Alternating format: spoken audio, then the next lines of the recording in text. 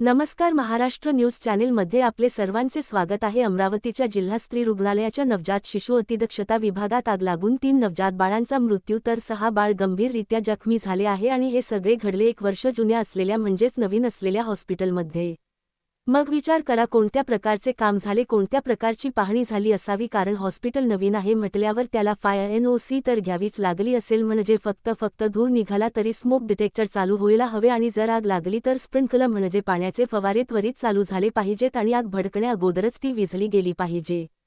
दुसरे म्हणजे हॉस्पिटल नवीन आहे म्हणजे व्हेंटिलेटर नवीनच असतील किंवा जुने असतील तर त्याचा मेंटेनन्स केला नसावा, अशा खूप साऱ्या गोष्टी आहे। सांगायचा मुद्दा असा आहे की राहुल गांधींच्या कार्यक्रमाला पैसे देऊन मुलं आणलीत की स्वतःहून आलीत, ह्याचा तपास किंवा चौकशी करणे हे मुख्यमंत्री साहेबांना शोभत नाही किंवा त्यांचं ते कामही नसावं।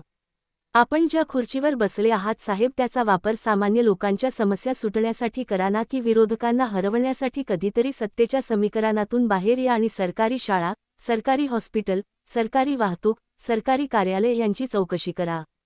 काल नागपूरला युवा मुलांना भेटून इव्हेंटबाजी करण्यापेक्षा तो वेळ सरकारी आस्थापना भेट देण्यासाठी द्या। शेतकऱ्याच्या बांधावर जा, सरकारी शाळांना भेट द्या। कोणताही अपघात झाल्यावर 5 लाख, 10 लाख निधी दिले सिग्नेमली म्हणजे जबाबदारी संपत नाही। आपल्या चुकीमुळे जाणारे जीवाची किंमत पैशाने भरून निघत नाही। महाराष्ट्र न्यूज चॅनलला सबस्क्राईब करा, बेल आयकॉनला टच करा, जाहिरातीसाठी संपर्क करा।